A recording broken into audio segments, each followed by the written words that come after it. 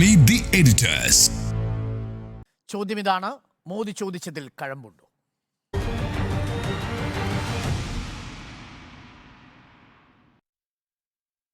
ഉണ്ണി ബാലകൃഷ്ണൻ, ഇപ്പോൾ കോൺഗ്രസ് എക്സ് പ്ലാറ്റ്ഫോമിൽ തിരിച്ചടിച്ചിട്ടുണ്ട്. ഒരു കമന്റ് എക്സ് പ്ലാറ്റ്ഫോമിൽ പറയുന്നത്, Narendra Modi has made serious allegations against Gautam Adani and Mukesh Ambani. Adani and Ambani gave away black money in bags. Finally Rahul Gandhi forced prime minister to expose the corruption എന്നാണ്. കഴമ്പുണ്ടോ?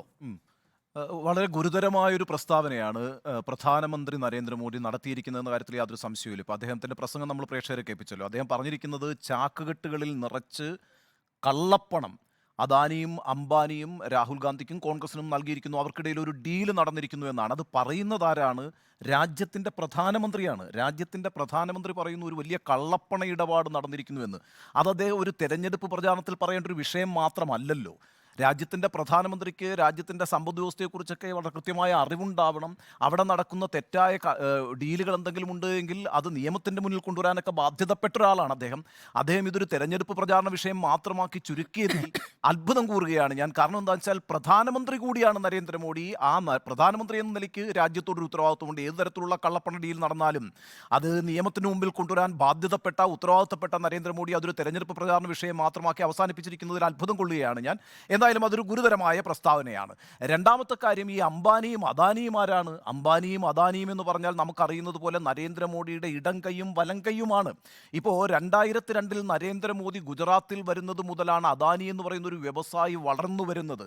അദാനി എന്ന് പറയുന്ന ഒരു വ്യവസായിയെയും അദാനിയുടെ വ്യവസായ സാമ്രാജ്യത്തെയും രൂപപ്പെടുത്തിയത്, വളർത്തിയതൊക്കെ യഥാർത്ഥത്തിൽ നരേന്ദ്രമോദിയാണ്. നരേന്ദ്രമോദിക്ക് അക്കാലഘട്ടത്തിൽ കേന്ദ്രത്തിൽ നിന്ന് ഫണ്ട് കിട്ടാത്തൊരു സാഹചര്യം വരികയും കേന്ദ്രത്തിൽ പോയി പ്രമോദ് മഹാജന്റെ കാല് പിടിച്ച് എല്ലാത്തിനും പണം സമാഹരിക്കേണ്ട ഒരു സാഹചര്യം വരികയും ചെയ്തപ്പോൾ അദാനി എന്ന് പറയുന്ന ഒരു വ്യവസായിയെ തന്നെ രൂപപ്പെടുത്തിയെടുത്തുകൊണ്ട് തൻ്റെ സാമ്പത്തിക ശക്തിയെ ഉറപ്പിച്ച നേതാവാണ് നരേന്ദ്രമോദി എന്ന് പറയുന്നത്. നരേന്ദ്രമോദി ഗുജറാത്തിൽ മുഖ്യമന്ത്രി ആയിരിക്കുമ്പോൾ അദാനിക്ക് വേണ്ടി ചെയ്തു കൊടുത്തിട്ടുള്ള ഔദാര്യങ്ങൾ ചില്ലറയൊന്നുമല്ല. എന്ന് മാത്രവുമല്ല, 2014 അദ്ദേഹം പ്രധാനമന്ത്രി ആകുന്നതോടുകൂടി അദാനിയുടെ ഒരു വളർച്ച എന്ന് പറയുന്നത് ഹ്യൂജാണ്. ഇന്നിപ്പം ഏഷ്യയിലെ ഏറ്റവും റിച്ചസ്റ്റ് ആയിട്ടുള്ള ആള് അംബാനിയാണ്, രണ്ടാമത്തെ ആൾ അദാനിയാണ്. ഈ കോവിഡ് അടക്കമുള്ള കാലഘട്ടങ്ങളിലൂടെ കടന്നുപോയിട്ടും അദാനിക്കും അംബാനിക്കും യാതൊരു വീഴ്ചയും സംഭവിച്ചിട്ടില്ലെന്ന് മാത്രമല്ല, അവർ അനുദിനം വളരുകയാണ് ചെയ്തത്. എന്ന് മാത്രമല്ലല്ലോ, ഇന്ത്യയിൽ മാത്രമല്ല, ഓസ്ട്രേലിയയിൽ പോയിട്ട് കരാർ നേടിക്കൊടുക്കും അദാനിക്ക് വേണ്ടിയിട്ട് നരേന്ദ്രമോദി. ഈ ശ്രീലങ്കയിലെ പ്രസിഡന്റിനെ വിളിച്ചിട്ട് അദാനിക്ക് ഒരു പോർട്ട് കൊടുക്കണമെന്ന് പറഞ്ഞത് അവിടുത്തെ ഒരു മന്ത്രി വെളിപ്പെടുത്തിയിട്ടുണ്ട്. ആ രീതിയിൽ ഇന്റർനാഷണൽ ഡീലും നടത്തും. നമുക്കറിയാമല്ലോ, അദാനിയെക്കുറിച്ച് ചോദ്യം ചോദിച്ചതിൻ്റെ പേരിൽ കൂടിയാണ് മഹുവ മൊയ്ത്ര പുറത്താക്കപ്പെടുന്നത് ഇന്ത്യൻ പാർലമെന്റിൽ നിന്ന്. അദാനിയെക്കുറിച്ച് നിരന്തരം ചോദ്യം ചോദിച്ചതിൻ്റെ പേരിലാണ് രാഹുൽ ഗാന്ധിയെ പുറത്താക്കാൻ നീക്കം നടത്തിയ ഇന്ത്യൻ പാർലമെന്റിൽ നിന്ന്. അത്ര കമ്മിറ്റ്മെന്റാണ് അദാനിയോട് നരേന്ദ്രമോദിക്കുള്ളത്. അംബാനിയുടെ കാര്യത്തിലും സ്ഥിതി ഒട്ടും തന്നെ വ്യത്യസ്തമല്ല. അപ്പോൾ അങ്ങനെ തൻ്റെ ഇടങ്കയും വലങ്കയുമായിരിക്കുന്ന രണ്ട് മുതലാളിമാരുമായി രാഹുൽ ഗാന്ധി ഡീല് നടത്തിയിരിക്കുന്നെന്നും രാഹുൽ ഗാന്ധിക്ക് പണം അതിന് പകരമായി നൽകിയിരിക്കുന്നു എന്നും പറയുമ്പോൾ അതിന് വേറൊരു വശം കൂടിയുണ്ടല്ലോ. എന്തിനാണ് രാഹുൽ ഗാന്ധിക്ക് അദാനിയും അംബാനിയും പണം കൊടുക്കുന്നത്? തോറ്റുപോകാൻ പോകുന്നൊരു പാർട്ടിയല്ലേ. അവരേതായാലും സർക്കാരൊന്നും ഉണ്ടാക്കാൻ പോകുന്നില്ലല്ലോ. നമ്മളിപ്പോൾ ഇലക്ട്രൽ ബോണ്ട് എന്ന് പറയുന്നൊരു സംഭവം അൺകോൺസ്റ്റിറ്റ്യൂഷണലാണ് എന്ന് സുപ്രീം കോടതി വിധിച്ചു. ആ അൺകോൺസ്റ്റിറ്റ്യൂഷണലായ ഒരു ഇടപാടാണ് ഇലക്ട്രൽ ബോണ്ടെങ്കിൽ അത് കള്ളപ്പണ ഇടപാടാണല്ലോ ശരിക്കും പറഞ്ഞാൽ. അങ്ങനെ കള്ളപ്പണ ഇടപാടിലൂടെ ഏറ്റവും കൂടുതൽ പണം സമാഹരിച്ച പാർട്ടി ആരാണ്? 8250 കോടി രൂപയാണ് BJPയുടെ അക്കൗണ്ടിലേക്ക് വന്നിരിക്കുന്നത് ഈ ഇലക്ട്രൽ ബോണ്ട് വഴി.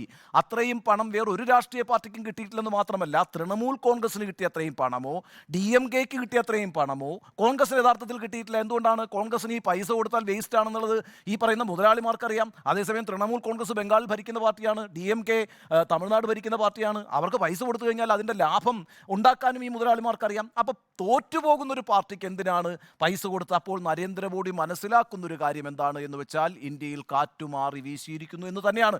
അത് ഭംഗ്യന്തരേണ സമ്മതിക്കുകയാണ് നരേന്ദ്രമോദി ചെയ്തിരിക്കുന്നത്. ഇന്നിപ്പോൾ ജയറാം രമേശിൻ്റെ വളരെ കൗതുകരമായിട്ടുള്ളൊരു ട്വീറ്റ് ഉണ്ട്. എന്താണ്? ഹം ദോ ഹമാരേ ദോ. ഇതായിരുന്നല്ലോ കുടുംബാസൂത്രണത്തിൻ്റെ പരസ്യം. ഹം ദോ ഹമാരേ ദോ എന്ന് പറഞ്ഞാൽ നാം രണ്ട് നമുക്ക് രണ്ട്. അപ്പോൾ ഇതായിരുന്നു അദാനിയും അംബാനിയുമായി ബന്ധപ്പെട്ട് പിന്നെ കേന്ദ്ര സർക്കാരിൻ്റെ പരസ്യം. അതായത് ഞാനും അമിത്ഷായും, നരേന്ദ്രമോദിയും അമിത്ഷായും. ഹം ദോ. ഇനി ഹമാരേ ദോ എന്താണ്? അംബാനിയും അദാനിയും. അപ്പോൾ ഇപ്പം അച്ഛൻ തന്നെ മക്കൾക്കെതിരെ തിരിഞ്ഞിരിക്കുന്നു, അഥവാ ഫ്രണ്ട്സ് ടേൺസ് ഫോഴ്സ് എന്നാണ് പറഞ്ഞിരിക്കുന്നത്. അതായത് മിത്രങ്ങൾ ശത്രുക്കളായി മാറിയിരിക്കുന്നു. അത്ഭുതകരമായൊരു കാര്യമാണല്ലോ. ഇനി ഖാർഗെ പറഞ്ഞിട്ടുള്ളൊരു കാര്യമുണ്ട്. ഖാർഗെ പറയുന്നത് എന്താണ്? ഇവിടെ രണ്ടുപേരാണ് വിൽപ്പനക്കാരായിട്ടുണ്ടായിരുന്നത്. ആരൊക്കെയാണത്? നരേന്ദ്രമോദിയും അമിത്ഷായും. എന്നിട്ട് വാങ്ങിക്കാൻ നിൽക്കുന്ന ആരൊക്കെയാണ്? രണ്ടുപേരാണ്. അതാരൊക്കെയാണ്? അംബാനിയും അദാനിയും. ഈ രാജ്യത്തെ എയർപോർട്ടുകൾ മുഴുവൻ സ്വകാര്യവൽക്കരിച്ചില്ലേ? എന്നിട്ട് അതെല്ലാം അദാനിക്ക് കൊടുത്തില്ലേ? അതേപോലെ തന്നെ തുറമുഖങ്ങളെല്ലാം സ്വകാര്യവൽക്കരിച്ചില്ലേ? അതെല്ലാം തന്നെ അദാനിക്ക് കൊടുത്തില്ലേ? എന്ന് മാത്രമല്ല, മൈനിങ്ങിന്റെ കാര്യത്തിനകത്ത് അടക്കം എന്തെല്ലാം വിട്ടുവീഴ്ചകൾ ചെയ്തുകൊണ്ട് അദാനിയെ നിരന്തരം സമ്പന്നനാക്കിക്കൊണ്ടിരുന്നു. ഇപ്പോൾ അരവിന്ദ് കെജ്രിവാൾ പറഞ്ഞൊരു കാര്യമുണ്ടല്ലോ, യഥാർത്ഥ മുതലാളി നരേന്ദ്രമോദിയാണ്. ഈ അദാനി എന്ന് പറയുന്നത് ആ കമ്പനിയുടെ മാനേജർ മാത്രമാണ് എന്ന് പറഞ്ഞതാണ് അരവിന്ദ് കെജ്രിവാളിനോടുള്ള മോഡിയുടെ ഏറ്റവും വലിയ എതിർപ്പ് എന്ന് പറയുന്നത്. ഇപ്പം നമ്മൾ മനസ്സിലാക്കേണ്ട ഒരു കാര്യം എന്ന് പറയുന്നത്, അംബാനിക്കും അദാനിക്കും ഏതെങ്കിലും തരത്തിലൊരു ഡീല് രാഹുൽ ഗാന്ധിയുമായി നടത്തേണ്ടി വരുന്നുവെങ്കിൽ, അതുവഴി അവർക്ക് പണം നൽകേണ്ടി വരുന്നുവെങ്കിൽ, നിശ്ചയമായും കോൺഗ്രസ് തന്നെ നേതൃത്വം കൊടുക്കുന്ന കോൺഗ്രസ് കൂടി ഉൾപ്പെട്ടിട്ടുള്ള ഇന്ത്യ ബ്ലോക്കിന് അനുകൂലമായി ഒരു അന്തരീക്ഷം രാജ്യത്ത് രൂപപ്പെട്ടു വന്നിട്ടുണ്ട്, അല്ലെങ്കിൽ വരുന്നുണ്ട് എന്ന് ബോധ്യമുണ്ടെങ്കിൽ മാത്രമേ ഇവർ പൈസ കൊടുക്കുള്ളൂന്നേ. അപ്പോൾ യഥാർത്ഥത്തിൽ നരേന്ദ്രമോദി ഇപ്പോൾ വിളിച്ചു പറഞ്ഞിരിക്കുന്നത് രണ്ട് കാര്യങ്ങളാണ്. ഒന്ന്, തങ്ങളുടെ മിത്രങ്ങളായിരുന്നവർ ഇപ്പോൾ തങ്ങളുടെ ശത്രുക്കളായിരിക്കുന്നു, അവർ ഇപ്പോൾ ശത്രുപാളയത്തിലേക്ക് പോയിരിക്കുന്നു. അവർ ആ ശത്രുപാളയത്തിലേക്ക് പോകുന്നു എന്ന് പറഞ്ഞാൽ അതിൻ്റെ അർത്ഥം BJPക്കും NDAക്കും ഈ രാജ്യത്ത് മാറി വീശിക്കൊണ്ടിരിക്കുന്ന ആ കാറ്റിനെ കുറിച്ച് ബോധ്യപ്പെട്ടിരിക്കുന്നു എന്നുള്ളതാണ്. കാരണം നാളെ അധികാരത്തിൽ വരാൻ പോകുന്ന പാർട്ടിയെ ഇവിടുത്തെ കുത്തകകൾ നിശ്ചയമായും സഹായിക്കുകയുള്ളൂ. പ്രത്യേകിച്ച് അദാനിയും അംബാനിയും BJPയുടെ ഉത്തമ സുഹൃത്തുക്കളും നരേന്ദ്രമോദിയുടെ ഉത്തമ സുഹൃത്തുക്കളുമായിരിക്കുന്നിടത്തോളം കാലം ഒരു തരത്തിലുള്ള ഡീലും അവർ കോൺഗ്രസുമായിട്ടുണ്ടാക്കില്ല. അപ്പോൾ അത്തരത്തിലൊരു ഡീൽ ഉണ്ടാക്കിയിട്ടുണ്ട് എന്ന് നരേന്ദ്രമോദി തന്നെ സമ്മതിക്കുന്നുവെങ്കിൽ, ഏതാണ്ട് ഖാർഗെ പറഞ്ഞതാണ് അതിൻ്റെ കൃത്യമായ കാര്യം. യഥാർത്ഥത്തിൽ ഈ പ്രസ്താവത്തിലൂടെ ഈ തിരഞ്ഞെടുപ്പിൻ്റെ ഫലമാണ് പുറത്തു വന്നിരിക്കുന്നത്. റിസൾട്ട് ഹാസ് കം ഔട്ട് എന്നാണ് ഖാർഗെ പറഞ്ഞിരിക്കുന്നത്. ഇപ്പോൾ നടന്നുകൊണ്ടിരിക്കുന്ന തെരഞ്ഞെടുപ്പിൻ്റെ ഫലം എന്താണെന്ന് ജനങ്ങളോട് വിളിച്ചു പറയുകയാണ് നരേന്ദ്രമോദി ഇപ്പോൾ ചെയ്തിരിക്കുന്നത്. അതുകൊണ്ട് നരേന്ദ്രമോദി പരാജയം മണത്തു തുടങ്ങിയിരിക്കുന്നു. അഥവാ തനിക്ക് അനുകൂലമല്ല, തൻ്റെ പാർട്ടിക്ക് അനുകൂലമല്ല, തൻ്റെ മുന്നണിക്ക് അനുകൂലമല്ല, തൻ്റെ സർക്കാരിന് അനുകൂലമല്ല ഇന്നത്തെ ഇന്ത്യയിലെ ജനവികാരമെന്ന് ബോധ്യപ്പെട്ടിട്ടുള്ള പരാജയ ഭീതി ഉള്ള ഒരു നേതാവിൻ്റെ പ്രസ്താവനയായിട്ടാണ് ഞാൻ ഈ പറയുന്ന അലിഗേഷനെ കാണുന്നത്. അതാണ് എൻ്റെ ആദ്യത്തെ ടേക്ക്. ഓക്കെ, സ്മൃതി.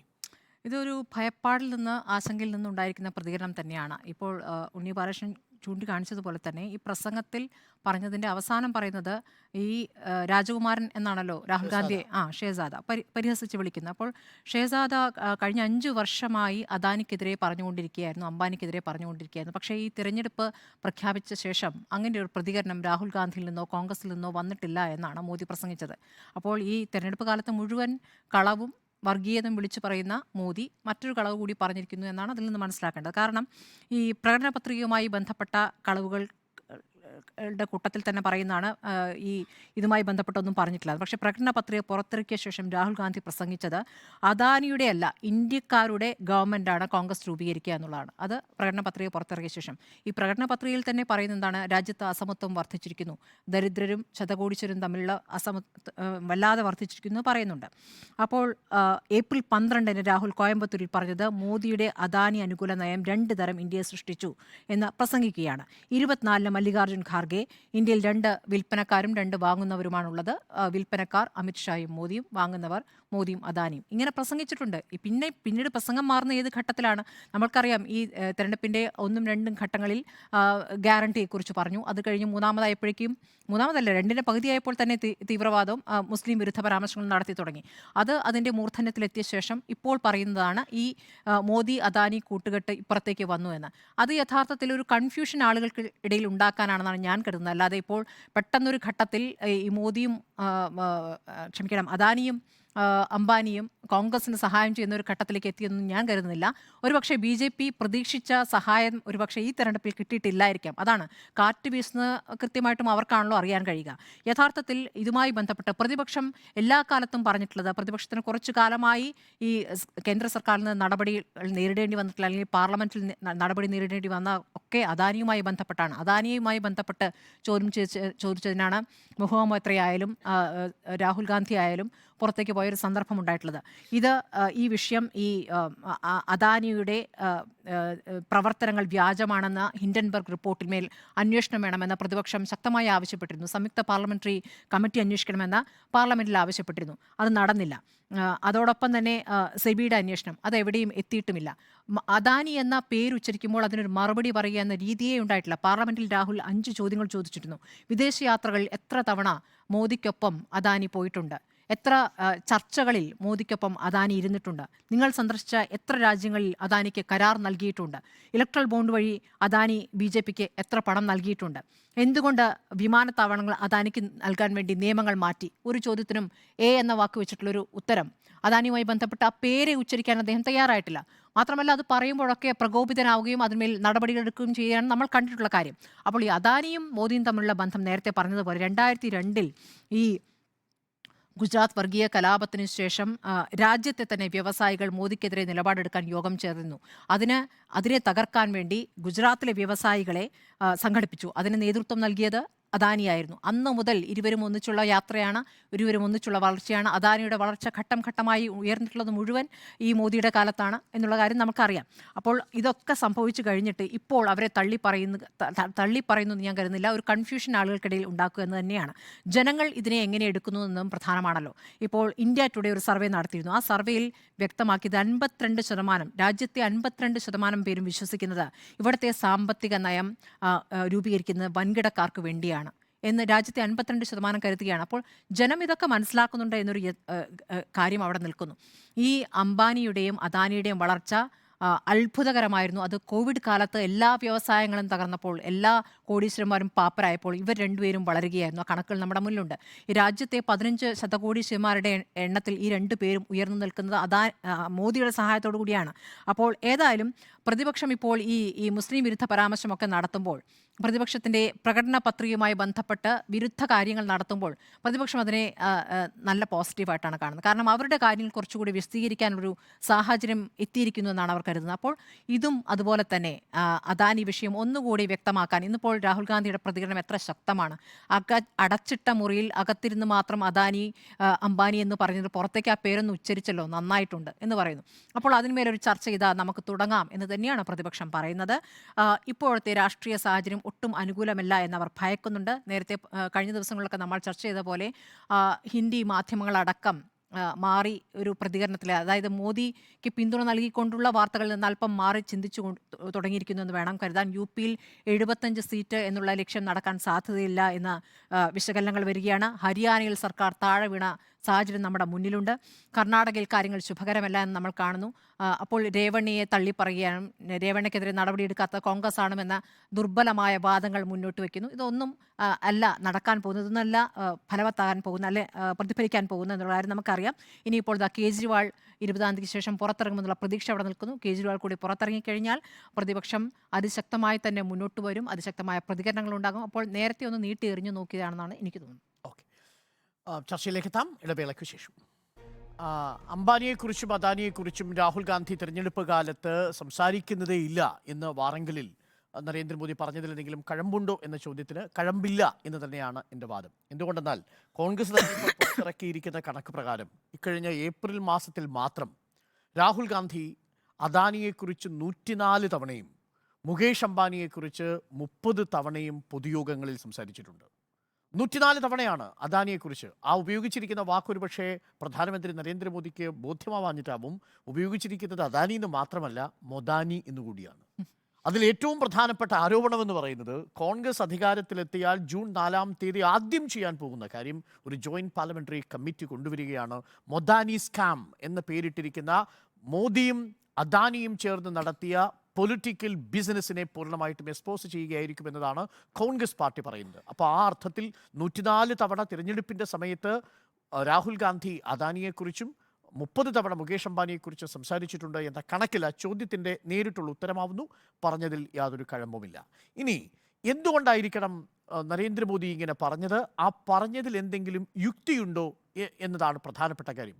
ക്രോണിക് ക്യാപിറ്റലിസം എന്ന വാക്ക് പ്രേക്ഷകർക്ക് അറിയാവുന്നതുപോലെ ചങ്ങാത്ത മുതലാളിത്തം എന്ന് പറയുന്നത് എങ്ങനെയാണ് 2014 വരെയും പിന്നീട് അതിനുശേഷവും അൺഫോൾഡ് ചെയ്തത് എന്നതിനെക്കുറിച്ച് വിവിധ പഠനങ്ങളുണ്ട്. അതിലേറ്റവും കൗതുകകരമായ ഒരു പഠനം പറയുന്നത് ഇങ്ങനെയാണ്. നോക്കൂ, 2014 വരെ ക്രോണിക് ക്യാപിറ്റലിസത്തിന്റെ ദുരന്ത ഫലങ്ങൾ UPA സർക്കാരിന്റെ കാലത്ത് അനുഭവിച്ചതിനെ തുടർന്നാണ് മോദി സർക്കാർ അധികാരത്തിൽ വരുന്നത്. അതിലേറ്റവും പ്രധാനപ്പെട്ട കാര്യം എന്താണ്? 2G സ്പെക്ട്രം പോലെ, മൈനിങ് പോലെ വളരെ പ്രധാനപ്പെട്ട ചില റിസോഴ്സസ് അലോക്കേഷനുമായി ബന്ധപ്പെട്ട അഴിമതികളായിരുന്നു നരേന്ദ്രമോദി സർക്കാരിനെ UPAയുടെ സ്ഥാനത്ത് പ്രതിഷ്ഠിച്ചതെങ്കിൽ ഇപ്പോൾ അതേ ക്രോണിക് ക്യാപിറ്റലിസം രണ്ടാമത്തെ തവണ നരേന്ദ്രമോദി സർക്കാരിനെ തിരിഞ്ഞിരിക്കുന്നു എന്നതാണ്. അതിലൊരു രസകരമായ നിരീക്ഷണം പറയുന്നത് ഇങ്ങനെയാണ്. അദാനിയുടെ സ്വത്ത് വർദ്ധിച്ചതിൻ്റെ കണക്ക് നോക്കൂ, ഒന്നും രണ്ടുമല്ല, 2400% വർധനമാണ് അദാനിയുടെ മാത്രം സമ്പത്തിലുണ്ടായിരിക്കുന്നത് 2014 ശേഷം എന്നുള്ളത് ഞെട്ടിക്കുന്ന കണക്കാണ്. ലോകത്തൊരിടത്തും ഇത്രയും വലിയ രീതിയിൽ ഒരു ബില്യണേരുടെ വളർച്ച ഉണ്ടായിട്ടില്ല. മാത്രമല്ല, ഇന്ത്യയിൽ ഏറ്റവും ഒടുവിലത്തെ കണക്കെടുത്താൽ പോലും 21 ശതകോടീശ്വരന്മാരുടെ കൈകളിലുള്ളത് 70 കോടി ഇന്ത്യക്കാരുടെ സ്വത്താണ് എന്നുള്ളതാണ്. അഥവാ ഇന്ത്യയിലെ മൊത്തം സമ്പന്നരിൽ 1% ആളുകളാണ് മൊത്തം ഭൂമിയുടെ തന്നെ അല്ലെങ്കിൽ ഇന്ത്യയുടെ തന്നെ 70% നിയന്ത്രിക്കുന്നത് എന്ന കണക്കാണ് നമ്മുടെ മുന്നിലുള്ളത്. അപ്പോൾ ക്രോണിക് ക്യാപിറ്റലിസം എങ്ങനെയാണ് വളരുക? അതിൽ തന്നെ 21 ശതകോടീശ്വരന്മാരിൽ അദാനിയുടെ സ്വത്ത് എങ്ങനെയാണ് സ്കൈ റോക്കറ്റിംഗ് നടത്തുക? അത് ഏതെങ്കിലും തരത്തിൽ സാധാരണ രീതിയിൽ ബില്യണേഴ്സ് ഉണ്ടാവുന്നത് വലിയ ഉടച്ചു വാർക്കുന്ന രീതിയിൽ ഒരു പുതിയ സാങ്കേതിക വിദ്യ കൊണ്ടുവരുന്നതോടുകൂടിയായിരിക്കും. ബിൽഗേറ്റ്സ് വന്നത് നമ്മൾ കണ്ടു, എങ്ങനെയാണ് ഗൂഗിൾ വന്നത് നമ്മൾ കണ്ടു. ഇതെല്ലാം ഒരു സാങ്കേതിക വിദ്യ വിപ്ലവകരമായ മാറ്റം സൃഷ്ടിച്ചിട്ടുണ്ടാവണം. അങ്ങനെ ഒരു സാങ്കേതിക വിദ്യയും അദാനി കൊണ്ടുവന്നിട്ടില്ല. 2, നമ്മളെയൊക്കെ മാറ്റിമറിക്കുന്ന രീതിയിലുള്ളൊരു ബിസിനസ് മോഡൽ അവതരിപ്പിച്ചിരിക്കണം. അങ്ങനൊരു ബിസിനസ് മോഡലും അദാനി അവതരിപ്പിച്ചിട്ടില്ല. പിന്നീട് എന്താണ് അദാനിയുടെ സ്വത്ത് എന്ന് പറയുന്നത്? അദാനിയുടെ സ്വത്ത് എന്ന് പറഞ്ഞാൽ ആക്ച്വലി അത് ഇന്ത്യയുടെ സ്വത്തായിരുന്നു, പൊതുസ്വത്തായിരുന്നതിനെ ഇത്രമേൽ വിറ്റഴിച്ചാണ് അദാനിയുടെ സ്വത്ത് പെരുകുന്നത്. അതാണ് അദാനിയുടെ കാലത്തെ ഈ ക്രോണിക് ക്യാപിറ്റലിസത്തിൻ്റെ പ്രധാനപ്പെട്ട പ്രത്യേകത. അതുകൊണ്ടാണ് കോൺഗ്രസ് ആ പദം ഉപയോഗിക്കുന്നത്. മൊദാനി സ്കാം എന്നാണ് പറഞ്ഞിരിക്കുന്നത്. നോക്കൂ, ഒരു കണക്ക് പ്രകാരം നമ്മൾ ഞെട്ടിക്കുന്ന കണക്കാണത്. 10.6 ലക്ഷം കോടി രൂപയാണ് ഇന്ത്യയിലെ ശതകോടീശ്വരന്മാരുടെ അടക്കം എഴുതി തള്ളിയിരിക്കുന്നത്. അതിൽ ഓർമ്മിക്കണം, 6 കോടിയിലധികം രൂപ കടമെടുത്ത ഏകദേശം 2100ഓളം വരുന്ന ബില്യൺ തുക നിർബാധം നമ്മൾ തള്ളിക്കളയുകയും എന്നാൽ ഫാമേഴ്സിൻ്റെ ലോൺ വരുന്ന കാര്യത്തിൽ ദേശീയ തലത്തിലുള്ള ലോൺ വേവിന് തയ്യാറാകാതിരിക്കുകയും ചെയ്യുന്നു. അവിടെയാണ് രാഹുൽ ഗാന്ധി ചോദിക്കുന്നത്, 16 ലക്ഷം കോടി നിങ്ങൾ നിങ്ങളുടെ സുഹൃത്തുക്കൾക്ക് വേണ്ടി കൊടുത്തില്ലേ എന്ന ചോദ്യമാണ്. വീണ്ടും പ്രിയങ്ക ഗാന്ധിയും അതേ ചോദ്യമാണ് ആവർത്തിക്കുന്നത്. അതാണ് ക്രോണിക് ക്യാപിറ്റലിസത്തിൻ്റെ ഒരു സ്വഭാവം. അത് നരേന്ദ്രമോദിയുടെ കാലത്ത് മൊദാനി സ്കാം എന്ന് കോൺഗ്രസ് തന്നെ വിളിക്കുന്ന രീതിയിലുള്ളൊരു സ്കാമായി രൂപപ്പെട്ടിരിക്കുന്നു എന്നതാണ് പ്രതിപക്ഷത്തിൻ്റെ ആരോപണം. ഇതിലേറ്റവും ശ്രദ്ധേയമായൊരു കാര്യം കൂടി ഞാൻ പറയാം. ഈ 12 ലക്ഷം കോടി ഫാമേഴ്സ് ഡെപ്റ്റ് ഈ രാജ്യത്തുണ്ട്. ഒരു ദിവസം 10 കർഷകർ ആത്മഹത്യ ചെയ്യുന്ന ഒരു രാജ്യമാണ്. ഒരു ദിവസം 5760 കർഷകരാണ് ഒരു വർഷം ശരാശരി ആത്മഹത്യ ചെയ്യുന്നത് എന്നതാണ് നമ്മുടെ മുന്നിലുള്ള കണക്ക്. ഇവിടെയാണ് അദാനിയുടെ സ്വത്ത് 2400% വർദ്ധിച്ചുകൊണ്ടിരിക്കുന്നതും, അഥവാ ഒരു ദിവസം 1600 കോടി രൂപയുടെ ലാഭം അദാനിക്ക് മാത്രമായിട്ടുണ്ടാകുന്നൊരവസ്ഥയുണ്ടാവുന്നതും, അതിനെക്കുറിച്ച് അന്വേഷിക്കാൻ ഒരു ഏജൻസി തയ്യാറാകാതിരിക്കുന്നതും, ആ ഷെയർ മാർക്കറ്റിലെ കൃത്രിമത്വത്തെക്കുറിച്ചുള്ള റിപ്പോർട്ടുകൾ വരുമ്പോൾ നമ്മൾ അതിന്മേൽ അടയിരിക്കുന്നതും ആ ഘട്ടത്തിലാണ്. അതുകൊണ്ട് തീർച്ചയായും ഈ മൊദാനി സ്കാം എന്ന പേരിൽ അറിയപ്പെട്ടിരിക്കുന്ന സ്കാമിനെ മറച്ചുവെക്കുക, ആ പ്രചരണത്തിന് തടയിടുക എന്ന ഉദ്ദേശം കൂടി ഇന്നിപ്പോൾ വാറങ്കലിൽ പ്രസംഗിച്ചിട്ടുണ്ട്. വാറങ്കലിൻ്റെയൊക്കെ പ്രത്യേകത പ്രേക്ഷകർക്ക് അറിയാവുന്നതുപോലെ വലിയ രീതിയിൽ വിപ്ലവങ്ങൾ നടന്നിരിക്കുന്ന മണ്ണാണ്. ഇടിമുഴക്കങ്ങൾ വന്നിരിക്കുന്ന നക്സൽബാരി അടക്കമുള്ള പ്രദേശങ്ങൾ ഒരു പ്രദേശത്തെ ഇടിമുഴക്കം സൃഷ്ടിച്ച ഒരു പ്രദേശത്തിൻ്റെ ഭൂവിഭാഗമാണ്. ഇന്നവിടെ ആ ആശയങ്ങളൊന്നും വലിയ രീതിയിൽ ക്ലച്ച് പിടിച്ചിട്ടില്ലെങ്കിൽ പോലും അവിടെ കോൺഗ്രസിന് ആഴത്തിൽ വേരോടിയിരിക്കുന്ന ഒരു മണ്ണാണ് തെലങ്കാന. അതുകൊണ്ട് കോൺഗ്രസിനെ നേരിട്ട് അറ്റാക്ക് ചെയ്യുമ്പോൾ അവിടെ നിങ്ങൾക്ക് വർഗീയത പറഞ്ഞ് നിങ്ങൾക്ക് തെലങ്കാനയിൽ വോട്ട് പിടിക്കാൻ കഴിയില്ല. പിന്നീട് അവിടെയുള്ള മനുഷ്യരെ നിങ്ങൾക്ക് ഇളക്കാൻ കഴിയുന്നത് വികസനം എന്ന് പറയുന്ന ആശയത്തെ, ക്രോണിക് ക്യാപിറ്റലിസത്തെ മറച്ചുവെച്ച് അഴിമതിയുടെ ഒരു പിൻ പോയിന്റിങ്ങിലാണ് നിർത്തിയിരിക്കുന്നത്. അവിടെയാണ് ഈ പറഞ്ഞ പ്രസ്താവനയിൽ യാതൊരു കഴമ്പുമില്ല എന്ന് ഞാൻ പറയുന്നത്. അതുകൊണ്ട് തന്നെ ഈ ഈ ഈ ആരോപണം എന്നുള്ളത് തിരഞ്ഞെടുപ്പ് സമയത്ത് പരാജയം വളർത്തിരിക്കുന്ന മോദിയുടെ തെലങ്കാനയിലെ പ്രത്യേക രാഷ്ട്രീയ സാഹചര്യം മുതലെടുക്കാനുള്ള ഒരു അമിതാവേശത്തിന് പുറത്ത് പറഞ്ഞതാണെന്നാണ് മനസ്സിലാക്കിയിരിക്കുന്നത്. പക്ഷേ ഇത് പറഞ്ഞത് വിനയായിത്തീരുന്നു എന്നാണ് ഇനി ഞാൻ മനസ്സിലാക്കുന്നത്. കാര്യം ഇനി വരുന്ന ദിവസങ്ങളിലെ ചർച്ച അദാനിയുടെ സാമ്പത്തിക വളർച്ചയിലേക്കും സാധാരണക്കാരൻ്റെ ദാരിദ്ര്യത്തിലേക്കും കോൺഗ്രസ് ഫോക്കസ് ചെയ്യുകയാണെങ്കിൽ ഇത് CSDS സർവേയിൽ കണ്ടെത്തിയതുപോലെ ഈ തെരഞ്ഞെടുപ്പിൻ്റെ ഫലത്തെ അന്തിമമായി നിശ്ചയിക്കാൻ ശേഷിയുള്ള തൊഴിലില്ലായ്മയിലേക്ക്, വിലക്കയറ്റത്തിലേക്ക് ചർച്ചയെ കൊണ്ടുപോകും. അത് യഥാർത്ഥത്തിൽ നരേന്ദ്രമോദി ഒരു സെൽഫ് ഗോളാണ്. പ്രേക്ഷകർ ഓർമ്മിക്കുന്നുണ്ടാവും, പ്രധാനമന്ത്രി പദം ഏറ്റെടുക്കുന്നതിന് വേണ്ടി ഗുജറാത്തിൽ നിന്ന് നരേന്ദ്രമോദി എത്തുന്നത് ഒരുപക്ഷെ ഇന്ത്യയുടെ ചരിത്രത്തിൽ ആദ്യമായൊരു സ്വകാര്യ ചാർട്ടേഡ് ഫ്ലൈറ്റിലാണ്. ആ flight own and operated by അദാനിയാണ്.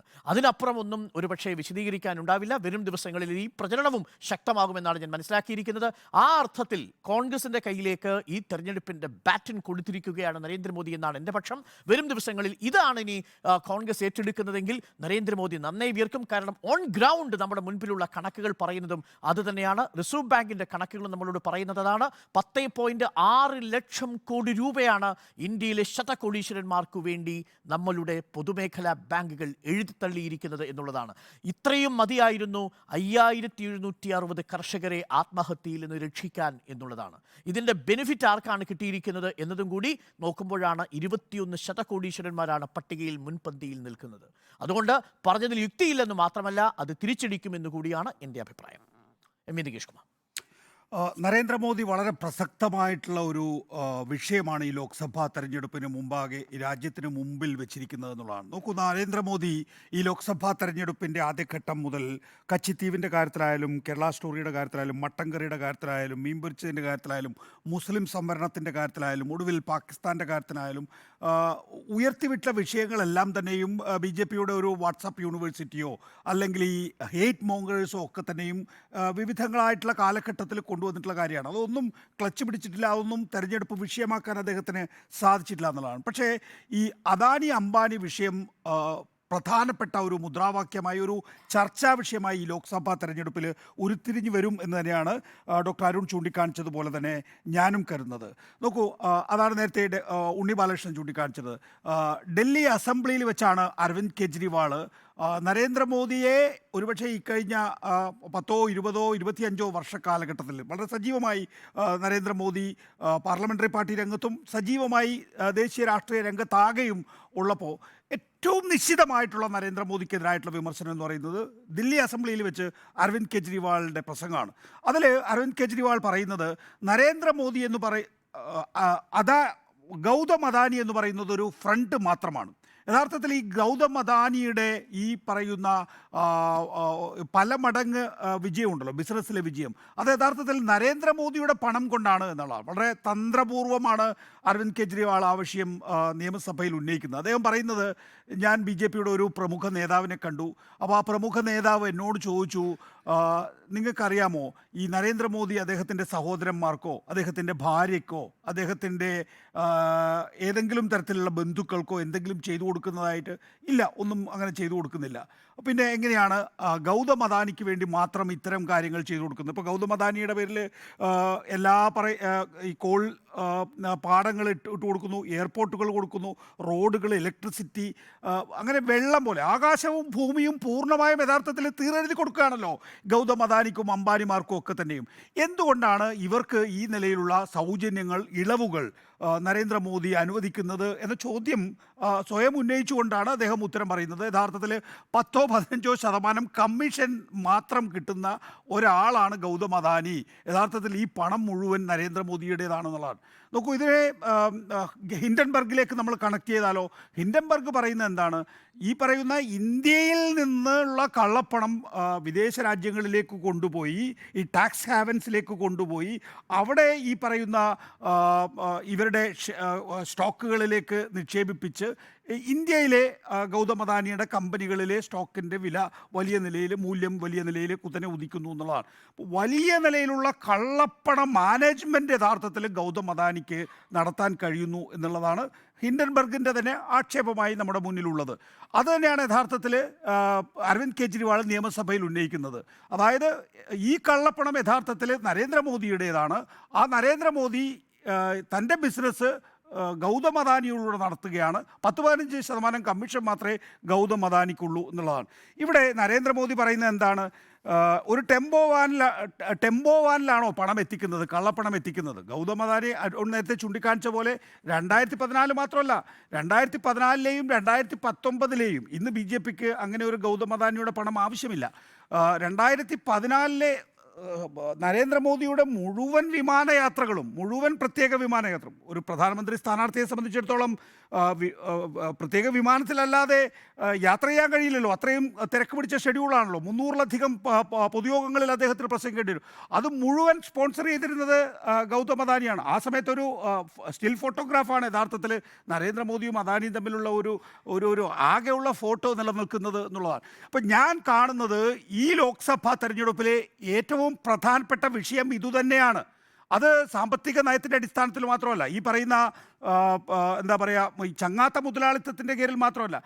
എന്താണ് ഈ ഗൗതം അദാനിയെ പോലുള്ള ആളുകൾക്ക് മാത്രമായിട്ട് ഈ വിമാനത്താവളങ്ങൾ, തുറമുഖങ്ങൾ, മൈനുകൾ, വൈദ്യുതി എന്തിന് ഫാം ലോസ് പോലും ഇവർക്ക് വേണ്ടിയല്ലേ?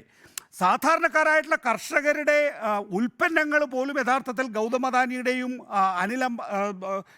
അദാനിയുടെയും മുകേഷ് അംബാനിയുടെയും കയ്യിലെത്തിക്കുന്നതിന് വേണ്ടിയിട്ടുള്ള ശ്രമമായിരുന്നില്ലേ 2 കർഷക ബില്ലുകൾ? അപ്പോൾ ഈ പറയുന്ന ഭരണകർത്താക്കൾക്ക് എങ്ങനെയാണ് ഈ വലിയ മുതലാളിമാരുമായിട്ട് ചങ്ങാത്തമുള്ളത്? അവരെങ്ങനെയാണ് ഈ പൊളിറ്റിക്കൽ ഫണ്ടിങ് നടത്തുന്നത്? ഇനി അതിനെ സാമ്പത്തിക വിഷയത്തിലേക്ക് നമ്മളെടുത്താൽ, ജെയിംസ് ക്രാപ്ട്രി എന്ന് പറയുന്ന ആളുടെ ബില്യനെയർ രാജ് എന്ന് പറയുന്ന പുസ്തകത്തിൽ പറയുന്നുണ്ട് 22 ബില്യനെയറെയാണ് പുതുതായി സൃഷ്ടിച്ചിട്ടുള്ളത്. കോൺഗ്രസും അവരുടെ പറയുന്നുണ്ട്, പുതിയ ബില്യനെയറുടെ കഥ പറഞ്ഞുകൊണ്ട് കോൺഗ്രസ് പറയുന്നുണ്ട് ഞങ്ങൾ ലക്ഷാധിപതികളെ ഉണ്ടാക്കുമെന്നുള്ള മറിച്ചുള്ള വാഗ്ദാനമാണ് കൊടുക്കുന്നത്. 1820കളിൽ സൗത്ത് കൊറിയ, 1820കളിൽ ബ്രിട്ടൻ, സൗത്ത് കൊറിയ 1960കളിലും 70കളിലും, ചൈന 2000ത്തിലൂടെയും കടന്നുപോയ വഴിയിലൂടെയാണ്, ഇതേ വഴിയിലൂടെയാണ് യഥാർത്ഥത്തിൽ ഇന്ത്യ ഇപ്പോൾ കടന്നു പോകുന്നത്. പുതിയ യഥാർത്ഥത്തിൽ നരേന്ദ്രമോദിയുടെ സാമ്പത്തിക വീക്ഷണം എന്താണ്? ഞാൻ എന്ന ഭരണകർത്താവ്, അദാനി, അംബാനി, ഇതിലൂടെയാണ് അദ്ദേഹം 2047 ഒരു വികസിത ഇന്ത്യയെ രൂപപ്പെടുത്താൻ ആലോചിക്കുന്നത്. എങ്ങനെയാണോ സൗത്ത് കൊറിയ വളർന്നത്, എങ്ങനെയാണ് ബ്രിട്ടൻ വളർന്നത് എന്ന് വെച്ചാൽ ക്യാപിറ്റലിസ്റ്റ് കൺട്രികൾ വളർന്നിട്ടുള്ളത്, അതേപോലെ ഒരു വികസിത രാഷ്ട്രത്തെ സൃഷ്ടിക്കുന്നതിന് വേണ്ടിയിട്ടാണ് യഥാർത്ഥത്തിൽ ഈ പറയുന്ന ബില്യനേഴ്സിനെ, പ്രത്യേകിച്ച് അദാനിയെയും അംബാനിയെയും വളർത്തിക്കൊണ്ടിരിക്കുന്നത് എന്നുള്ളതാണ്. അത് സാമ്പത്തികമായി നമുക്ക് ചൂണ്ടിക്കാണിക്കാൻ കഴിയുന്ന കാര്യം. അതിനപ്പുറത്തേക്ക് ഇന്ത്യയിൽ തങ്ങൾ ഉദ്ദേശിക്കുന്ന രാഷ്ട്രീയ സംവിധാനങ്ങളാണ് നിലനിൽക്കേണ്ടത് എന്ന് കരുതുന്നവർ, ഇപ്പോൾ നേരത്തെ ഉണ്ണി ചൂണ്ടിക്കാണിച്ചതുപോലെ തന്നെ 2 കാര്യങ്ങൾ നമുക്ക് പ്രത്യേകിച്ച് എടുത്തു പറയാൻ കഴിയും. മഹുവ മൊയ്ത്രയുടെ കാര്യത്തിനകത്ത് മഹുവ മൊയ്ത്രയ്ക്ക് എങ്ങനെയാണ് ഇന്ത്യൻ പാർലമെൻറ്റിൽ, ലോക്സഭയിൽ ഇരിക്കാനുള്ള അവകാശം നഷ്ടപ്പെട്ടിട്ടുള്ളത്? അവർ പാർലമെൻറ്റിൽ ഗൗതം അദാനിക്കെതിരെ ചോദ്യങ്ങൾ ചോദിച്ചു എന്ന ഒരൊറ്റ കാരണത്താലാണ്. 2, രാഹുൽ ഗാന്ധിക്ക് അദ്ദേഹത്തിൻ്റെ ലോക്സഭാംഗത്വം നഷ്ടപ്പെടുന്നതിന് കാരണമായിട്ട് AICC ജനറൽ സെക്രട്ടറി ചൂണ്ടിക്കാണിച്ചതാണ്, അദാനി ഇത്രയും വലിയ ആളാണ് എന്നൊന്നും ഞാൻ കരുതിയിരുന്നില്ല എന്ന് വെച്ചാൽ എന്താണ്, ജുഡീഷ്യറിയെ പോലും വിലക്ക് വാങ്ങാൻ ശേഷിയുള്ള ഒരാളാണ് ഗൗതം അദാനി എന്നുള്ള നിലയിലാണ്. അപ്പോൾ ഇത് വളരെ പ്രസക്തമായിട്ടുള്ള ഈ ലോക്സഭാ തെരഞ്ഞെടുപ്പിൽ ഉയരേണ്ട വിഷയം തന്നെയാണ് നരേന്ദ്രമോദി എന്ന് പറയുന്ന BJP നേതാവ് ഉയർത്തിയിട്ടുള്ളത്. ഈ വിഷയം ചർച്ച ചെയ്യുമ്പോൾ മാത്രമേ മറ്റു വിഷയങ്ങളിലേക്ക് നമുക്ക് കടക്കാൻ കഴിയുള്ളൂ. മറ്റു വിഷയങ്ങൾ എന്താണ്? നമ്മുടെ തൊഴിലില്ലായ്മ, നമ്മുടെ ദാരിദ്ര്യം. യഥാർത്ഥത്തിൽ ഈ പറയുന്ന വൻകിട മുതലാളിമാർ അമിതമായി വളർന്നതുകൊണ്ടാണ് നമ്മുടെ നാട്ടിൽ ഇത്രയധികം തൊഴിലില്ലായ്മ ഉണ്ടായത്, നമ്മുടെ നാട്ടിൽ ഇത്രയധികം പട്ടിണി ഉണ്ടായിട്ടുള്ളത്.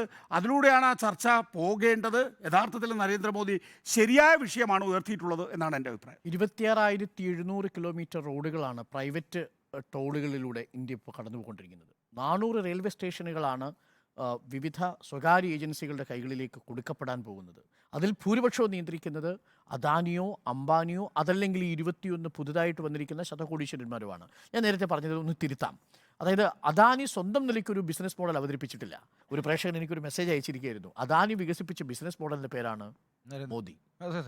ഇനി നമുക്കൊരു ഇടവേളയ്ക്ക് പോകാം. അതിന് മുൻപ് നമ്മളുടെ ചോദ്യത്തിന് ഉത്തരം കൂട്ടിച്ചേർക്കാനുണ്ടോ? കൂട്ടിച്ചേർക്കാം. അപ്പോൾ നമുക്കൊരു ഇടവേള കഴിഞ്ഞിട്ട് ഷോർട്ട് ബ്രേക്ക്. മോദി ചോദിച്ചതിൽ കഴമ്പുണ്ടോ എന്നാണ് ചോദ്യം. ഉണ്ണി ബാലകൃഷ്ണൻ, നോക്കൂ, ഇപ്പോൾ നമ്മൾ കാണുന്നൊരു നരേന്ദ്രമോദിയുണ്ട്. അത് എന്നെ സംബന്ധിച്ചിടത്തോളം വളരെ അത്ഭുതപ്പെടുത്തുന്നു, നിങ്ങളെ സംബന്ധിച്ചിടത്തോളം വളരെ അത്ഭുതപ്പെടുത്തുന്ന ഒരു നരേന്ദ്രമോദിയാണ് നമ്മൾ കാണുന്നത്. കാരണം വെച്ചാൽ 2014-ലും 2019-ലും നമ്മൾ കണ്ട അതിശക്തനായൊരു മോഡിയെ നമുക്കിപ്പോൾ കാണാൻ കഴിയുന്നില്ല 2024ലേക്ക് വരുമ്പോൾ. മാത്രമല്ല, മോഡി വലിയ ആശയക്കുഴപ്പങ്ങളിലാണുള്ളതെന്ന് ഓരോ ഘട്ടം കഴിയുമ്പോഴും അദ്ദേഹം തെളിയിച്ചുകൊണ്ടിരിക്കുകയാണ്. ഇപ്പം 1ാം ഘട്ട തെരഞ്ഞെടുപ്പിലേക്ക് പോകുന്നതിന് മുമ്പ് നമ്മൾ പല പ്രാവശ്യം ചർച്ച ചെയ്തതുപോലെ മോഡി ഭരണത്തിൻ്റെ നേട്ടങ്ങൾ ഉയർത്തിപ്പിടിച്ചുകൊണ്ട് ഈ ലോകത്തെ ഏറ്റവും മികച്ച സമ്പദ് വ്യവസ്ഥയായിട്ട് ഇന്ത്യയെ മാറ്റാൻ പോകുന്നു എന്നുള്ളൊരു വലിയ പ്രചാരണം അഴിച്ചുവിട്ടുകൊണ്ട് ഈ തെരഞ്ഞെടുപ്പിനെ അഭിമുഖീകരിക്കാൻ മോഡിയും BJP എയും എൻ ഡി എയും തീരുമാനിക്കുന്നു. പക്ഷേ അത് ഈ പറയുന്ന അടിത്തട്ടിൽ ഒരു ചലനവും ഉണ്ടാക്കുന്നില്ല എന്ന് തിരിച്ചറിയുന്ന മോദി വളരെ പെട്ടെന്ന് വിദ്വേഷ പ്രചാരണത്തിലേക്കും വിദ്വേഷ പ്രസംഗത്തിലേക്കും പോകുന്നു. അത് രണ്ട് ഘട്ടങ്ങളിലും അതും പ്രവർത്തിക്കുന്നില്ല എന്ന് മനസ്സിലാക്കുന്ന മോദി എവിടെയെങ്കിലും ഇട്ട് കോൺഗ്രസിനെയും ഇന്ത്യ ബ്ലോക്കിനെയും പൂട്ടാൻ കഴിയുമോ എന്നുള്ള തത്രപ്പാടിൽ അത്തരം ശ്രമങ്ങൾ നടത്തുന്ന ഒരാളായിട്ട് നരേന്ദ്രമോദിയെ കാണുന്നു എന്നുള്ളതാണ്. എന്തുകൊണ്ട് നരേന്ദ്രമോദിക്ക് ഈ 3 ഘട്ടങ്ങൾ കഴിയുമ്പോൾ ഇത്തരത്തിലുള്ളൊരു ആശയക്കുഴപ്പം ഉണ്ടാകുന്നു? അത് മോഡിയുടെ മാത്രം പ്രശ്നമല്ല, മോഡി നേതൃത്വം കൊടുക്കുന്ന BJPയുടെ മൊത്തത്തിലുള്ളൊരു ആശയക്കുഴപ്പത്തിൻ്റെ പ്രശ്നമാണ്. 3 ഘട്ടങ്ങളിലായിട്ട് 284 സീറ്റുകളിലേക്കാണ് തെരഞ്ഞെടുപ്പ് നടന്നത്. 284 സീറ്റിൽ ഒരു സീറ്റ് സൂററ്റ് പോയല്ലോ, ബാക്കി 283 സീറ്റ്. നമുക്ക് 284 തന്നെ എടുത്താൽ ആ 284 സീറ്റിൽ 168 സീറ്റുകൾ BJPയുടെ കൈവശം 2019 168 സീറ്റുകൾ. ആ 168 സീറ്റുകളിൽ 137 സീറ്റുകളും 50% വോട്ടിൻ്റെ ഭൂരിപക്ഷത്തിലാണ്. മൊത്തത്തിലൊരു കണക്കെടുക്കുമ്പോൾ ഭയങ്കര രസമെന്ന് വെച്ചാൽ 303 സീറ്റുകളാണല്ലോ BJPക്കുള്ളത്. അതിൽ 224 സീറ്റുകൾ വിജയിച്ചിരിക്കുന്ന 50% വോട്ടിൻ്റെ ഭൂരിപക്ഷത്തിലാണ്. It's not a small thing. 50% വോട്ടിൻ്റെ ഭൂരിപക്ഷത്തിൽ വിജയിക്കുക എന്ന് പറഞ്ഞാൽ അതൊരു ടാസ്ക്കാണ്. 224 സീറ്റുകൾ ഇനി തിരിച്ചു പിടിക്കുക അല്ലെങ്കിൽ അവിടെ എവിടെയെങ്കിലും അടിപതറുക എന്നുള്ളത് വലിയ ബുദ്ധിമുട്ടാണ്. അപ്പോൾ ഒരു 224 സീറ്റ് അഷ്വേർഡാണ് ഈ തെരഞ്ഞെടുപ്പിൽ സംബന്ധിച്ചിടത്തോളം BJP. കാരണം അത്രയും വലിയ മാർജിനിൽ നിന്നും മറിച്ചിപ്പുറത്തേക്ക് വരുമോ എന്നുള്ളതാണ് ഏറ്റവും വലിയ ആശങ്ക. അപ്പോഴും ഒരു പ്രശ്നമുണ്ട്. ഈ 303 സീറ്റിൽ 100 സീറ്റുകൾ 101 പേർക്ക് സിറ്റിംഗ് എം പിമാർക്ക് സീറ്റ് കൊടുത്തിട്ടില്ല. അതായത് 224 സീറ്റ് കഴിഞ്ഞാൽ പിന്നെ 79 സീറ്റല്ലേ ഉള്ളൂ. അപ്പം ഈ 50%-ലേറെ ഭൂരിപക്ഷത്തിൽ ജയിച്ച കുറേ പേർ കൂടി സീറ്റ് നിഷേധിച്ചിട്ടുണ്ട്. അതിൻ്റെ അർത്ഥം ഈ 50% എന്ന് പറയുന്നത് പോയിട്ട് ഈ 224 സീറ്റിൽ പല സീറ്റുകളും ഏതാണ്ടൊരു നല്ല ഒരു 20-25% സീറ്റുകൾ വിജയിച്ചു വരാൻ കഴിയില്ല എന്ന് തന്നെ BJP കരുതുന്നു. അതായത് അവർ ഏതാണ്ടൊരു 180-190 സീറ്റുകളാണ് ഈ 224 വിജയിക്കുമെന്ന് പ്രതീക്ഷിക്കുന്നത്. ബാക്കി അവർക്ക് മാനേജ് ചെയ്യേണ്ട ഒരു വലിയ സംഖ്യ കിടക്കുകയാണ്. അവിടെയൊക്കെ വലിയ പോരാട്ടം നടക്കുന്നു എന്നുള്ളതാണ് യാഥാർത്ഥ്യം. നമ്മളിപ്പോൾ ഇരിക്കുമ്പോൾ 9 സംസ്ഥാനങ്ങളിൽ തെരഞ്ഞെടുപ്പ് കഴിഞ്ഞു. നമുക്ക് അത് മാത്രം നോക്കാം. കർണാടക, കേരളം, തമിഴ്നാട്, രാജസ്ഥാൻ, ഗുജറാത്ത്, ഛത്തീസ്ഗഡ്, ആസാം, ഉത്തരാഖണ്ഡ്. കർണാടകയിൽ എന്താ സ്ഥിതി? ഒരു കാരണവശാലും കഴിഞ്ഞ പ്രാവശ്യത്തെ വിജയം ആവർത്തിക്കാൻ കഴിയില്ല. ഗുജറാത്തിൽ എന്താ സ്ഥിതി? അവിടെ ഏറ്റവും പ്രധാനപ്പെട്ട ജാതി വിഭാഗത്തെ അത് ഗുജറാത്തിലും രാജസ്ഥാനിലും തലവേദനയായിരിക്കുന്നു. തമിഴ്നാട് നേരത്തെ ഇല്ല, കേരളവും നേരത്തെ ഇല്ല. ഇനിയിപ്പോൾ ഈ പറയുന്ന ഈ 168 സീറ്റിൻ്റെ ഈ 9 സംസ്ഥാനങ്ങളിൽ നിന്ന് ആർജിച്ച 168 സീറ്റിൻ്റെ വിജയം അവർക്കുണ്ടാകുകയില്ല. യോഗേന്ദ്ര യാദവിൻ്റെ രസകരമായൊരു നിരീക്ഷണം വന്നിരിക്കുന്നത്, നമുക്കത് എത്രത്തോളം വിശ്വസനീയമാണെന്ന് എനിക്കറിയില്ല, പക്ഷേ 3 ഘട്ടം കഴിയുമ്പോൾ ഓരോ ഘട്ടത്തിലും 20 സീറ്റ് വീതം കുറഞ്ഞിട്ടുണ്ട് എന്നാണ് BJPയുടെ തന്നെ ഉള്ളിലെ വിലയിരുത്തൽ എന്നാണ് യോഗേന്ദ്ര യാദവ് പറയുന്നത്. അതായത് 60 സീറ്റ് ഓൾറെഡി കുറഞ്ഞിരിക്കുന്നു. ഇനി അടുത്ത 4 ഘട്ടമുണ്ടല്ലോ, ഈ 4 ഘട്ടത്തിൽ അവർക്ക് ആകെ കിട്ടിയിട്ടുള്ള 137 സീറ്റാണ്. 260 സീറ്റുകളാണ് നടക്കാനുള്ളത്. അതിൽ കിട്ടിയിട്ടുള്ള 137 സീറ്റേ കിട്ടിയിട്ടുള്ളൂ. അപ്പം യഥാർത്ഥത്തിൽ ഈ 3 ഘട്ടമായിരുന്നു BJPയെ സംബന്ധിച്ചിടത്തോളം നിർണായകമെന്ന് പറയുന്നത്. അവിടെയാണ് അവർ വലിയ വിജയം ഉണ്ടാക്കിയത്. ഇനി നടക്കാനിരിക്കുന്ന ഘട്ടങ്ങളിൽ ഏറ്റവും വലിയ വിജയം അവർക്ക് സമ്മാനിച്ച മധ്യപ്രദേശ്, ബീഹാർ, ഉത്തർപ്രദേശിൽ ഒരു പരിധിയോളം, മഹാരാഷ്ട്രയിലും ഒരു പരിധിയോളം. അവിടെയൊന്നും മധ്യപ്രദേശ് ഒഴിച്ച് അവിടെ ഈ പറയുന്ന മറ്റ് സംസ്ഥാനങ്ങളിലൊന്നും തന്നെ ഈ വിജയം കഴിഞ്ഞ പ്രാവശ്യത്തെ പോലെ ആവർത്തിക്കാൻ കഴിയില്ല എന്നുള്ളൊരു നിലയും വന്നിരിക്കുന്നു. ആ അർത്ഥത്തിൽ ഇനി അങ്ങോട്ടേക്ക് നമ്മൾ കാണാൻ പോകുന്നത് ഓരോ ഘട്ടം കഴിയും തോറും അങ്ങേയറ്റം ആശയക്കുഴപ്പത്തിൽപ്പെട്ടൊരു നരേന്ദ്രമോദിയായിരിക്കും. ഇനി അദ്ദേഹം എന്തൊക്കെയാണ് വിളിച്ചു പറയാൻ പോകുന്നതെന്ന് നമുക്ക് തന്നെ ഒരു എത്തുംപിടിയും കിട്ടില്ല. കാരണം വെച്ചാൽ അദ്ദേഹത്തിന് ഒരു എത്തുംപിടിയും കിട്ടിയിട്ടില്ല. അതുകൊണ്ടാണ് ഈ പറയുന്ന നരേന്ദ്രമോദിയെ നിങ്ങൾ നോക്കി ഏറ്റവും നല്ല ക്രാഫ്റ്റ്മാൻ അല്ലേ? ഈ 2014 2019 അജണ്ട നിശ്ചയിക്കുന്നതിൽ, അതിൽ വെച്ച് പ്രചാരണം നടത്തുന്നതിൽ, കുറിക്കുകൊള്ളുന്ന മുദ്രാവാക്യങ്ങൾ ഉയർത്തുന്നതിൽ, ജനങ്ങളെ അടിത്തട്ടിൽ ചെന്ന് ബാധിക്കുന്ന പ്രശ്നങ്ങൾ ഉയർത്തുന്നതിലൊക്കെ ഏറ്റവും കഴിവ് പ്രദർശിപ്പിച്ച് അടിമുടി യഥാർത്ഥത്തിൽ കോൺഗ്രസിനെയും ഈ പ്രതിപക്ഷത്തെയും ഒറ്റയ്ക്ക് നിന്ന് തറപറ്റിച്ച ആളാണ് നരേന്ദ്രമോദിയെങ്കിൽ 2024 അതിന് തിരശ്ശീലയിട്ടു എന്ന് വിചാരിക്കുന്ന ഒരാളാണ് ഞാൻ. ഒരൊറ്റ കാര്യം കൂടി പറഞ്ഞ് ഞാൻ അവസാനിപ്പിക്കാം. അതായത് മോദി ചോദിച്ചതിൽ കഴമ്പുണ്ടോ എന്ന ചോദ്യത്തിന് നമ്മൾ എല്ലാവരും ഉത്തരം നൽകിയിട്ടുണ്ട്. ഞാൻ നൽകിയ ഉത്തരം എസ് എന്നാണ്. കഴമ്പുണ്ട് എന്ന് വിശ്വസിക്കുന്ന ആളാണ്. കാരണം ഈ ലോക്സഭാ തെരഞ്ഞെടുപ്പിൽ ഏറ്റവും പ്രധാനപ്പെട്ട ചോദ്യം തന്നെയാണ് മോദി ഉയർത്തിയിട്ടുള്ളത്. എങ്ങനെയാണ് പൊളിറ്റിക്കൽ ഫണ്ടിങ്? നോക്കൂ, നമ്മൾ ഇലക്ട്രൽ ബോണ്ടിൻ്റെ കാര്യത്തിലേക്ക് തിരികെ പോയാൽ, ഇലക്ട്രൽ ബോണ്ടിൽ അദാനി ഒരു പൈസ കൊടുത്തിട്ടില്ല. അതല്ല അദാനി പൈസ കൊടുക്കുന്ന മാർഗം. അംബാനി ഒരു പൈസ കൊടുത്തിട്ടില്ല. അതല്ല അംബാനി പൈസ കൊടുക്കുന്ന മാർഗം. യഥാർത്ഥത്തിൽ രാഹുൽ ഗാന്ധി യഥാർത്ഥത്തിൽ ഇന്ന് ചോദിച്ചതുപോലെ തന്നെ ഇത് സ്വന്തം അനുഭവമാണോ എന്നുള്ള ചോദ്യം വളരെ പ്രസക്തമാണ്. നോക്കൂ, എങ്ങനെയാണ് ഈ പറയുന്ന ചങ്ങാത്ത മുതലാളിമാർ ഭരണകൂടത്തെ, തങ്ങളെ പിന്തുണയ്ക്കുന്ന ഭരണകൂടത്തെ സഹായിക്കുന്നത്? അത് ഇപ്പോൾ 75 മാധ്യമങ്ങൾ ഇപ്പോൾ അംബാനിയുടെ കയ്യിലുണ്ട്. അദാനിയുടെ കയ്യിൽ NDTVയും ദ ക്വിൻറ്റു അടക്കം നിരവധി മാർഗങ്ങളുണ്ട്. അപ്പോൾ യഥാർത്ഥത്തിൽ ഭരണകൂടം എന്ന് പറയുന്നത് ഒരു മീഡിയ നറേറ്റീവ് ഒഴിവാക്കാൻ ശ്രമിക്കുന്നു. ആ മീഡിയ നറേറ്റീവ് ഒഴിവാക്കാനുള്ള ശ്രമത്തിൽ ഇവരാണ് ഭരണകൂടത്തിൻ്റെ കൈകളായി പ്രവർത്തിക്കുന്നത്. അപ്പോൾ ആ നിലയിൽ ഒരു എന്താ പറയുക, അംബാനിയുടെയും അദാനിയുടെയും ഇന്ത്യൻ ജനാധിപത്യത്തിലെ റോൾ ചർച്ച ചെയ്യപ്പെടേണ്ട വിഷയമാണ്. അതുകൊണ്ടാണ് മോദി ചോദിച്ചതിൽ കഴമ്പുണ്ടോ എന്നുള്ള ചോദ്യത്തിന് യെസ് എന്നുള്ള ഉത്തരം എനിക്കുള്ളത്. ഈ യുഗവ് എന്ന് പറയുന്ന ഏജൻസിയും ഗ്ലോബ് സ്കാനും കൂടെ നടത്തിയ സർവേ പ്രകാരം 12 രാജ്യങ്ങളിലെ പൗരന്മാരോട് നരേന്ദ്രമോദിയുടെ ഇമേജിനെ കുറിച്ച് ചോദിച്ചു. അതിൽ രസകരമായൊരു കണക്ക് വന്നിരിക്കുന്നത് അമേരിക്കയിൽ 22% ആളുകൾ മാത്രമാണ് നരേന്ദ്രമോദിക്ക് അനുകൂലമായി അഭിപ്രായം പറഞ്ഞിരിക്കുന്നത്. 78% ആളുകളും എതിർത്താണ്. അത് ബ്രിട്ടനിലേക്ക് വരുമ്പോൾ 90% ആളുകൾ എതിർക്കുകയും 10% ആളുകൾ അംഗീകരിക്കുകയും ചെയ്യുന്നു. ബ്രിട്ടനിലെ തന്നെ ഇന്ത്യൻ പൗരത്വമുള്ള ബ്രിട്ടീഷുകാർ അഥവാ ഇന്ത്യൻ പൗരത്വമുള്ളവർ ബ്രിട്ടനിൽ താമസിക്കുന്നവരിൽ 52% നരേന്ദ്രമോദിയെ ഒരു മികച്ച ഭരണാധികാരിയായിട്ട് കണക്കാക്കുന്നില്ല. ഗ്ലോബൽ ഇമേജും വിശ്വഗുരുവിനും വേണ്ടിയിട്ടുള്ള ശ്രമങ്ങൾ നടത്തുമ്പോൾ പുറത്തു വരുന്ന സർവേകൾ, ജോർജ് ടൗണിലെ സർവകലാശാല സമാനമായൊരു പഠനം നടത്തിയിട്ടുണ്ട്. ഈ 12 രാജ്യങ്ങളിൽ നിന്ന് എങ്ങനെയാണ് കണക്കാക്കിയിരിക്കുന്നത്. പക്ഷേ വേറൊരു പഠനവും നടക്കുന്നുണ്ട്. കോർപ്പറേറ്റുകളുടെ നമ്മുടെ ഈ ബിസിനസ് സ്റ്റാൻഡേർഡിൽ അടുത്തിടെ പ്രസിദ്ധീകരിച്ചൊരു സർവേയിൽ പറയുന്നുണ്ട് 10 സിഇഒമാരെ എടുത്തിട്ട് ചോദിക്കുകയാണ്, അവരോടൊരു പോൾ നടത്തുന്നു ബിസിനസ് സ്റ്റാൻഡേർഡ്. നരേന്ദ്രമോദി ഗവൺമെൻറ്റിനെ ഇലക്ടറൽ ബോണ്ട് വിവാദം ബാധിക്കുമോ? 10 സിഇഒമാരും പറഞ്ഞിരിക്കുന്നത് എന്താണെന്നറിയോ? നോ എന്താണ് ഉത്തരം പറഞ്ഞിരിക്കുന്നത്. ഇലക്ട്രൽ ബോണ്ട് ബാധിക്കില്ല എന്ന് മാത്രമല്ല, വികസിത രാഷ്ട്രത്തിലേക്ക് ഇന്ത്യയെ കൊണ്ടുപോകാൻ നരേന്ദ്രമോദിക്ക് മാത്രമേ കഴിയുകയുള്ളൂ എന്നുള്ളതാണ്. എന്ന് പറഞ്ഞാൽ ഇലക്ട്രൽ ബോണ്ടിൻ്റെ ആനുകൂല്യം ആർക്കാണ് ലഭിക്കുന്നത്, അതിൻ്റെ ബെനിഫിഷ്യറി ആരാണ് എന്നുള്ളത് ബിസിനസ് സ്റ്റാൻഡേർഡ് പറയാതെ പറയുകയാണ്. അപ്പോൾ ക്രോണിക് ക്യാപിറ്റലിസത്തിന് നരേന്ദ്രമോദി എന്നുള്ളത് ഏറ്റവും നല്ല എക്സാമ്പിളായി തീരുന്നു എന്നുള്ളതാണ് ഈ പഠനങ്ങളിലൂടെ നമ്മൾ മനസ്സിലാക്കുന്നത്. അതുകൊണ്ട് തന്നെ ഈ ചർച്ച വരും ദിവസങ്ങളിലും തുടരണം. ഇത് ആഴമേറിയ ഒരു ചർച്ചയെ മാറണം എന്നുള്ളതാണ് നമ്മൾ മനസ്സിലാക്കുന്നത്. പപ്പ ഓഫ് ദോഹം ഹമാരേദോ എന്നാണ് ജയറാം രമേശ് ഹംദോ ഹമാരേദോ. ഹംദോ ഹമാരേദോ, പപ്പ ഓഫ് ഹംദോ ഹമാരേദോ. പപ്പ തിരിഞ്ഞു മക്കൾക്കെതിരെ തിരിഞ്ഞു. മനോഹരമായ ഒരു പ്രയോഗമാണ്. അത് ആഴമേറിയ ഒരു ചർച്ചയ്ക്ക് വിധേയമാക്കണം ഈ തെരഞ്ഞെടുപ്പിൽ എന്നുള്ളതാണ് നമ്മളുടെയും ആഗ്രഹം. അപ്പോൾ മോദി പറഞ്ഞതിൽ കഴമ്പുണ്ടോ എന്ന ചോദ്യത്തിന് മോദി പറഞ്ഞതിൽ കഴമ്പില്ല എന്ന് അഭിപ്രായപ്പെടുന്നത് 3 പേരാണ്. യെസ് എന്ന് അഭിപ്രായപ്പെട്ടത് ഒരാൾ.